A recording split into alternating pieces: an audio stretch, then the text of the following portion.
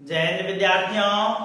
आज हम लोगों का जो वर्णमाला चैप्टर चल रहा था वो थ्योरी कंप्लीट कर लिए हैं।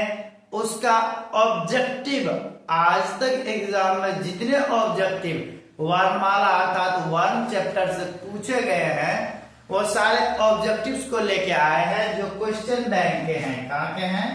क्वेश्चंस बैंक से है। आपको आर्ट में, साइंस में, 10th में कहीं भी एग्जाम में जो पूछा गया क्वेश्चन है वो सारे क्वेश्चन आज हम लोग करने जा रहे हैं। किन चैप्टरों का? वन चैप्टर से, अर्थात वर्णमाला चैप्टर भी बोल सकते हैं। तो हम लोग शुरू करते हैं आज। चलिए पहला क्वेश्चन देखिए क्या है। पहला क्वेश्चन पढ़िएगा आज का कि क वर्ण का उच्चारण स्थान। आपको उच्चारण स्थान बताए थे। जो क वर्ग है क, ख, ग, घ, सारे उच्चारण कहां से होते हैं? हमारे कंठ से होते हैं। कहां से होते हैं? कंठ से होते हैं। तो बताइए क वर्ण का उच्चारण स्थान, इसका सही आंसर आपका क्या हो जाएंगे? कंठ हो जाएंगे। सही आंसर इसका क्या होंगे? कंठ होंगे। ऑप्शन नंबर ए होंगे सही आंसर। ओके, चलिए नेक्स्ट क्वेश्चन पे चलते हैं। नेक्स्ट क्वेश्चन बोल रहा है यदि ए के बाद कोई भी भिन्न स्वर आए तो ए किस में परिवर्तित हो जाता है? ए के बाद अगर कोई भिन्न स्वर आता है तो ए किस में परिवर्तित होता है? तो ए आपका आय में परिवर्तित हो जाता है। ए आपका किस में परिवर्तित हो जाता है? आय में परिवर्तित हो जाता है। ये पॉइंट हम लोग संधि के अंदर भी पढ़ेंगे। ए के बाद कोई भी स्वर आए तो वह आय में परिवर्तित होता है। अगर बड़ा बड़ा एकर होता तो वह आय में परिवर्तित होता है ना? तो इसका सही आंसर क्या हो गए? बी सही आंसर हो गए। चलिए क्वेश्चन नंबर 3 को देखिएगा जरा। क्वेश्चन नंबर 3 बोल रहा है कि द का उच्चारण स्थान है। द, अब द बताइए किस वर्ग का है? तो द आपके त वर्ग में आता है। त, थ, द। अब यह पूरे वर्ग का उच्चारण करके देखिए। त, थ, द, ध, न। इसमें जी आपका दांत पे आके जोड़ देते हैं। जी कहाँ पे जोड़ देते हैं? दांत पे आके अटकते हैं, वहां पर जोड़ देते हैं, यानी दांत से टकराते हैं। तो इसका उच्चारण स्थान हो जाएंगे आपका द का दंत हो जाएंगे। क्या हो जाएंगे? दंत हो जाएंगे। यानी ऑप्शन नंबर सी हो गए इसका सही आंसर। कोई दिक्कत किसी को? चलिए अगले क्वेश्चंस को पढ़िएगा। अगला क्वेश्चंस आपको बोल रहा है व्यंजनों के अंत में हलंत लगने पर उनका नाम होता है। कोई व्यंजन है, कोई क्या है? व्यंजन है। आपका च एक व्यंजन है। इस व्यंजन के जो है ना अंत में हलंत लग जाए। क्या लग जाए? हलंत लगने पर इसका मान क्या होगा? तो आपको पता है अगर इसमें हलंत लगता है तो जो च होता है वो आधा हो जाता है। क्या हो जाता है? आधा। यानी इसको हम शुद्ध व्यंजन बोलते हैं। क्या बोलते हैं? शुद्ध व्यंजन। आपका च तो व्यंजन है ही, है ना? लेकिन हलंत लगाने से यह शुद्ध व्यंजन बन के आता है जो क्या होता है? आधा हो जाता है। यहाँ पे ऑप्शन नंबर ए हो जाएंगे इसका सही आंसर। व्यंजनों के अंत में हलंत लगने पर उसका मान आधा हो जाता है। कोई दिक्कत? चलिए अगले क्वेश्चन पे बढ़ते हैं। आगे क्वेश्चन बोल रहा है ई वर्ण है। ई आपका बड़ी वाली ई है। तो आपकी बड़ी वाली ई रहे या बड़ा वाला ऊ रहे या फिर आ रहे, यह सब आपका दीर्घ में आता है। किस में आता है? दीर्घ में आता है। ह्रस्व में जो होता है, ह्रस्व में आ होता है, ई होता है, ऊ होता है, री होता है। यही चार तो ह्रस्व है। इसके अलावा जो भी स्वर आपके नजर में आ रहा है सब का सब दीर्घ स्वर है। कौन सा स्वर है? दीर्घ। तो यहाँ बड़ी वाली ई है, या आपके हो जाएंगे क्या? दीर्घ स्वर। कौन से स्वर हो जाएंगे? दीर्घ स्वर हो जाएंगे। बोलिए, किसी को कोई दिक्कत? बात समझ में आ रहे हैं, है ना? आपके एग्जाम में पूछे गए क्वेश्चन से आप देख लीजिए, ये 2020 में पूछे गए हैं, है ना? ये 2020 में है, ये भी 2020 के हैं, है ना? 2020 के हैं, 2011 के हैं, 2018 के हैं। इस तरह से यह हर एक क्वेश्चन देखिएगा, किसी न किसी साल पूछा गया क्वेश्चन है। आगे बढ़ते हैं।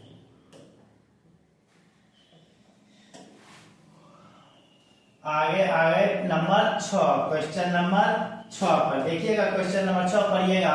कहता है कि ग का उच्चारण स्थान क्या है? ग, आपको एक क्वेश्चन इससे रिलेटेड पहले भी आया है। क वर्ग में आता है ग, क ख ग, और पूरे क वर्ग का उच्चारण कंठ से होता है। कहां से होता है? कंठ से। तो आपके ग का उच्चारण भी कहां से होंगे? तो कंठ से होंगे। कहां से हो जाएंगे? कंठ से हो जाएंगे। किसी को कोई दिक्कत नहीं होने चाहिए। आपका क्या हो गई है? कंठ हो गए है ना, कंठ से। चलिए अगले क्वेश्चन पे बढ़ते हैं। अगला क्वेश्चन बोल रहा है अंग, है ना? का ख ग घ र जो है, इनका उच्चारण स्थान क्या है? तो इनका भी उच्चारण स्थान, ये क वर्ग का है, तो यह क वर्ग का है, तो इसका भी क्या होंगे? कंठ होंगे। क्या हो जाएंगे? कंठ हो जाएंगे।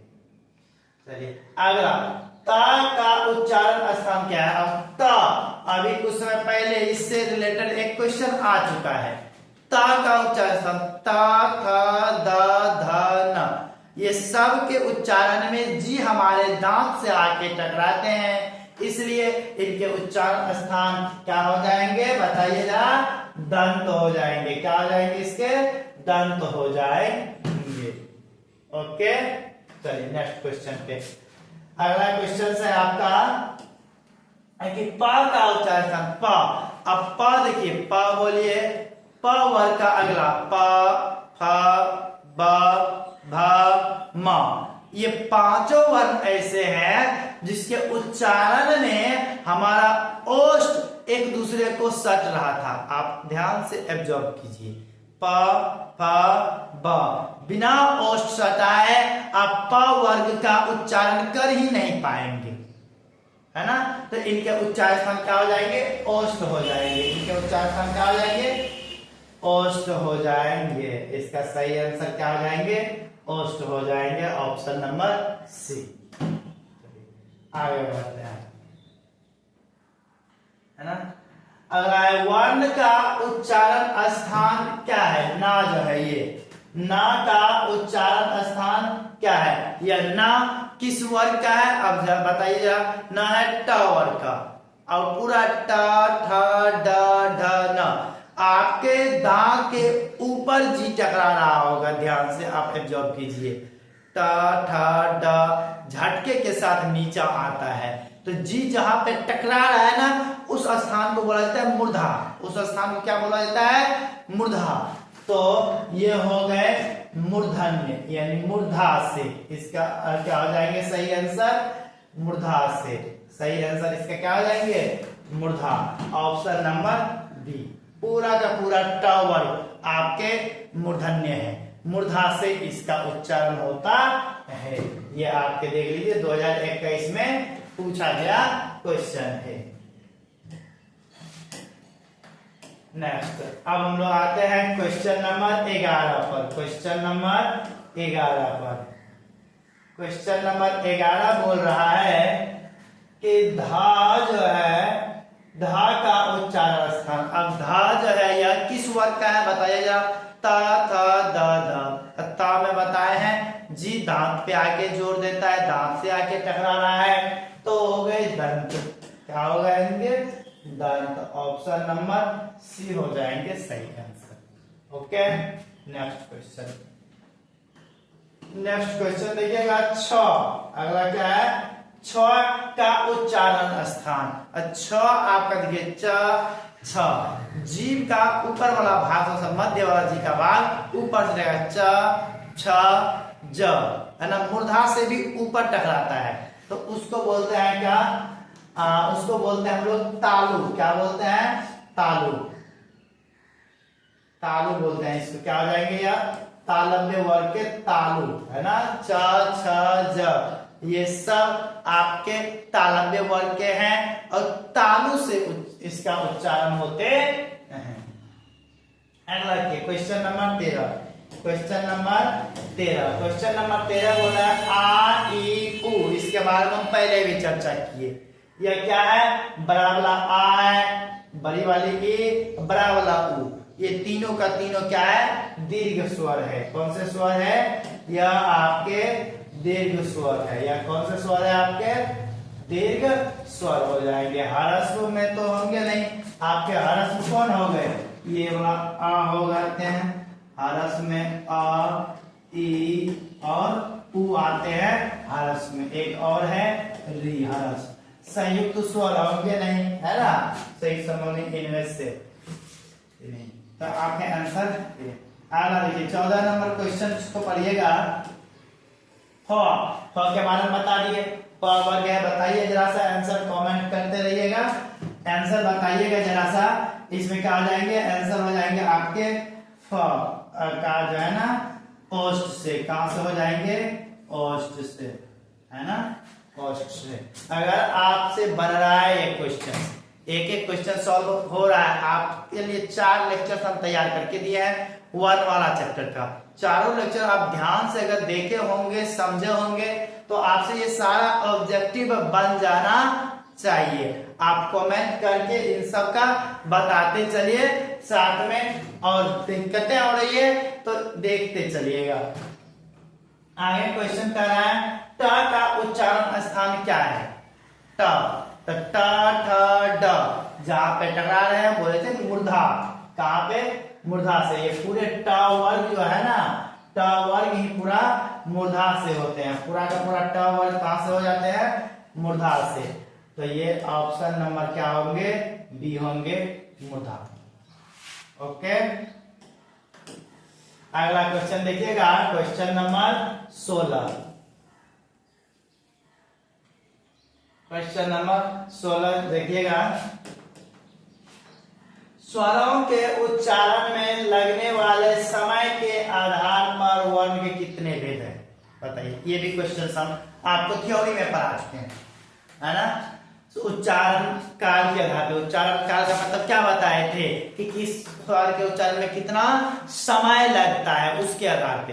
हालांकि हम 5 आधार पे स्वरों के बारे में चर्चा किए हैं। उत्पत्ति के आधार पर भी चर्चा किए हैं, है ना, होठों के स्थिति के आधार पर भी चर्चा किए हैं, जीव के प्रयोग के आधार पर भी स्वर का चर्चा किए हैं, है ना। तो यहाँ पे तो क्वेश्चन सिंपल है कि उच्चारण में लगने वाले समय, तो इसके आधार पर 3 को बोले थे, ह्रस्व स्वर, दीर्घ स्वर और प्लुत स्वर। तो ये ऑप्शन नंबर क्या हो जाएंगे? बी हो जाएंगे सही। ऑप्शन नंबर बी हो जाएंगे सही आंसर। ओके, अच्छा, अब ये च बता दिया आपका, ये हो जाएंगे तालु से। क्या हो जाएंगे? तालु से। निम्नलिखित में अंतस्थ स्वर कौन से है? जरा बताइएगा, अंतस्थ स्वर कौन कौन है? आपके अंतस्थ स्वर के बारे में हम चर्चा किए हुए थे थ्योरी में हम लोग इसका चर्चा किए हैं कि अंतस्थ स्वर कौन है। जो अंतस्थ स्वर है इसकी संख्या 4 होती है, य, र, ल और व। ये चारों आपके कौन से स्वर है? अंतस्थ स्वर है। ये चारों आपके कौन से स्वर है? अंतस्थ स्वर है। इसका आंसर होंगे ऑप्शन नंबर डी, है ना, ऑप्शन नंबर डी। आप देख लीजिए, इसमें से ये वाला चीज पूछा गया था। ये हो जाएंगे क्या? ऑप्शन नंबर डी में ल। आपका क, स और स नहीं होंगे। तो चलिए 18 का क्या हो गए? 18 का ऑप्शन नंबर डी हो गए सही आंसर। 19 का क्वेश्चन देखिए, एक मात्रिक स्वर बोल रहे थे, ऐसे स्वर जिसमें एक मात्रा का समय लगे, एक मात्रा यानी सबसे कम समय लगे।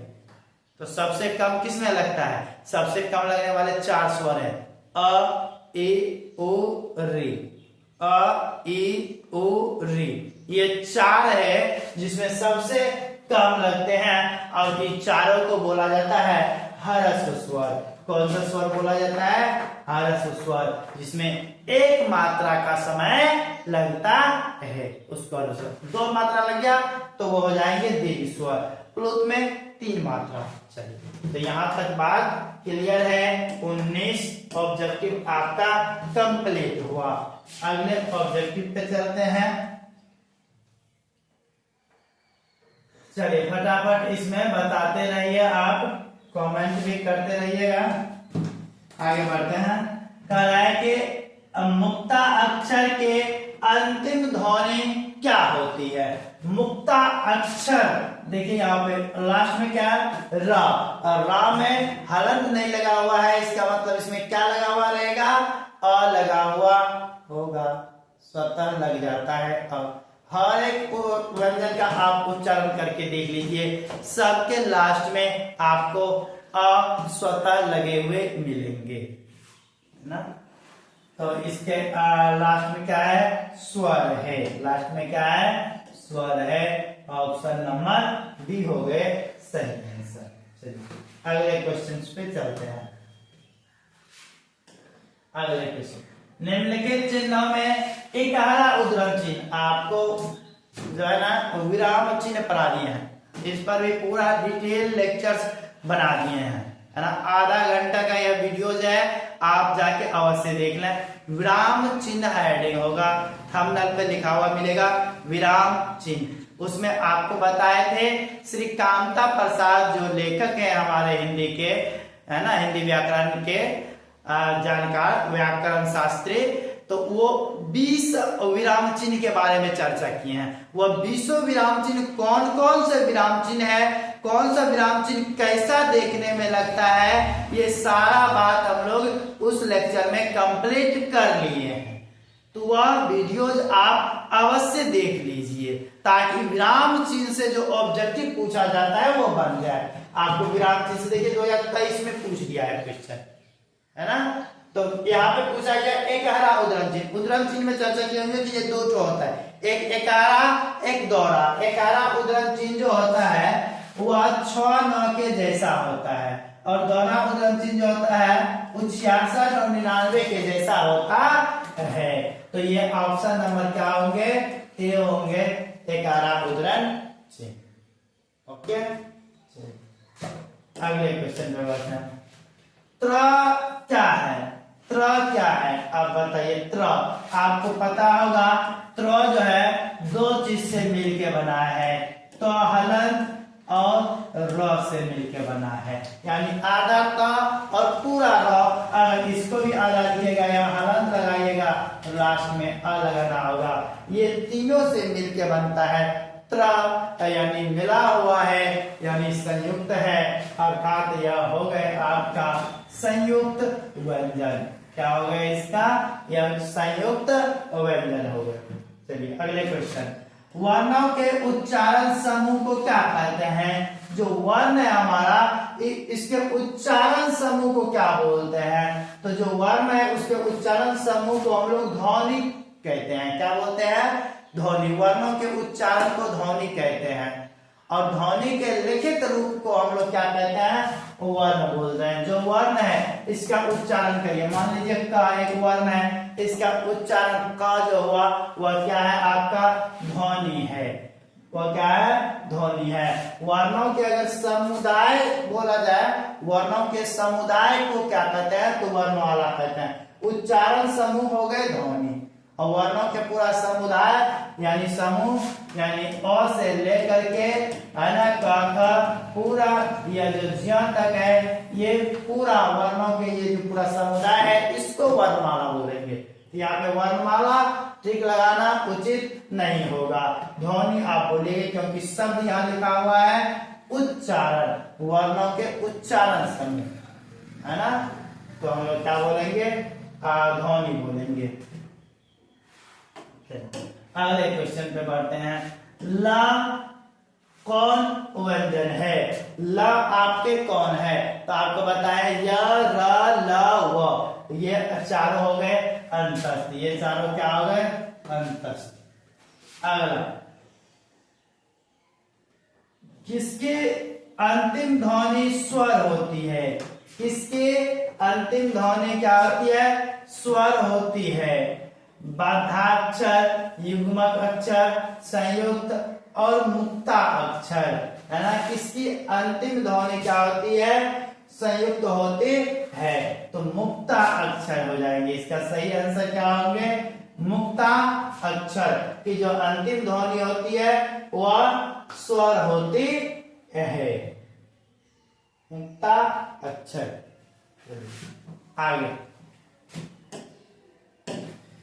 आगे एक मात्रिक उच्चारण को क्या कहते हैं? एक मात्रिक उच्चारण आपको पहले ही बता दिए हैं, ह्रस्व बोलते हैं। एक मात्रिक को क्या बोलते हैं?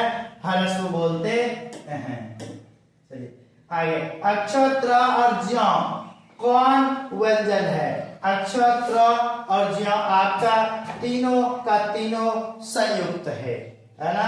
क और स से, त और र से, ज और यहाँ से मिलके बना है। तो ये 27 नंबर के आपके हो गए संयुक्त व्यंजन। कौन से व्यंजन? संयुक्त व्यंजन। Option number C correct answer है। चलिए आगे बढ़ते हैं। क्वेश्चन नंबर 28 पर देखिएगा जरा सा। निम्नलिखित विराम चिन्हों में विस्मयादि चिन्ह कौन से है? अब बताइए जरा सा, इसमें से विस्मयादि चिन्ह कौन से है?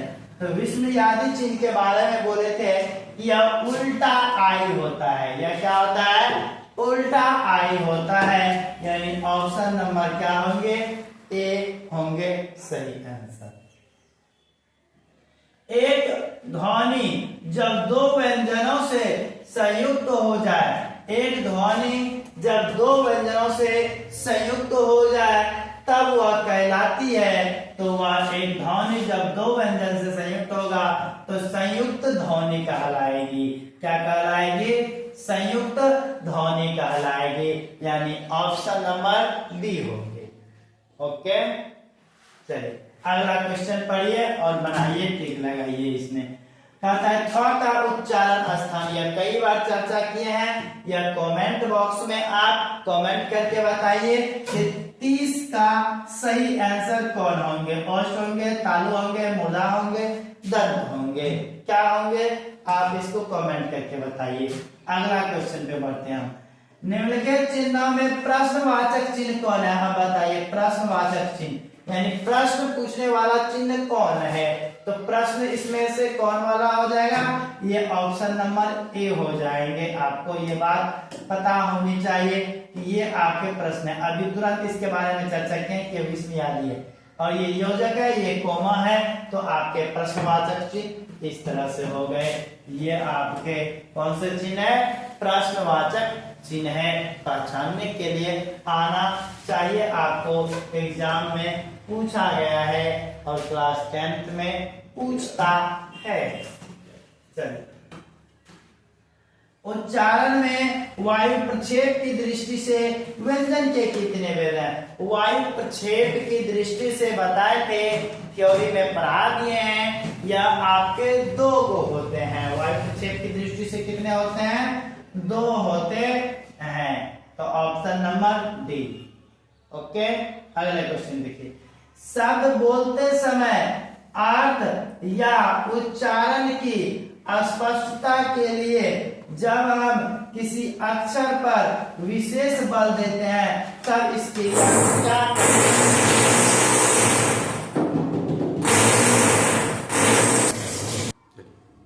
चलिए, थोड़ा सा त्रुटियां होंगी, ध्यान दीजिएगा इधर।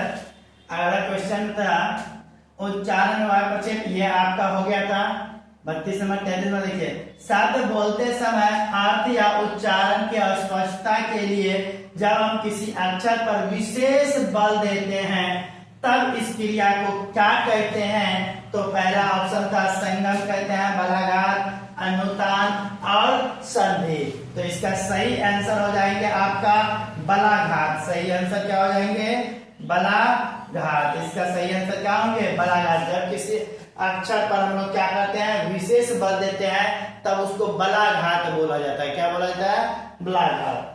निम्नलिखित में कौन उष्म है, यानी किसके उच्चारण में ऊष्मा के जैसा हीट उत्पन्न करता है या हवा बहुत जोर से निकलता है? तो आपको बताया गया होगा, थ्योरी में पढ़े होंगे कि ऊष्म जो है 4 होते हैं ऊष्म वाले। आपके तालु वाले स हो गए, ये मूर्धा वाले स और दंत वाले स और ह, ये चारों आपके ऊष्म में आते हैं। तो देख लीजिए चारों में ऑप्शन नंबर कौन मिल गए? ए नंबर सही आंसर हो जाएंगे। अगला क्वेश्चन है, हिंदी में अनुनासिक वर्णों की संख्या कितने होते हैं? अनुनासिक यानी नाक से जिसका उच्चारण होता है, बोल सकते हैं उसको नाक से होने वाला है। अनुनासिक वर्ण की संख्या कितनी है? तो अनुनासिक वर्ण होते कौन कौन है? तो क ख ग घ अर, है ना। अ जो होता है इसमें थोड़ा सा नाक की सहायता से बोला जाता है, इसको अनुनासिक बोलते हैं। हर वर्ग का जो 5वां नंबर जो लास्ट वाला है ना, वो सारे अनुनासिक वर्ण है, उसको क्या बोला जाता है? अनुनासिक या नासिक भी बोला जाता है। तो आपके 5 वर्ग के लास्ट में 5 वर्ण मिलेंगे। तो ये इसकी कुल संख्या कितने होते हैं? 5 होते हैं, याद रखिएगा। अनुनासिक वर्णों की संख्या कितने होते हैं? 5 होते हैं। निम्नलिखित में कौन महाप्राण व्यंजन है? अब आप पढ़े होंगे अल्प प्राण और महाप्राण, अल्प प्राण और महाप्राण पढ़े होंगे, तो है ना। तो बताइए जरा सा, अल्प प्राण और महाप्राण कौन है? तो अल्प प्राण और महाप्राण में पढ़े होंगे हर वर्ग का पहला, तीसरा और 5वां, ये आपके अल्प प्राण में आते हैं। कौन से प्राण में आते हैं?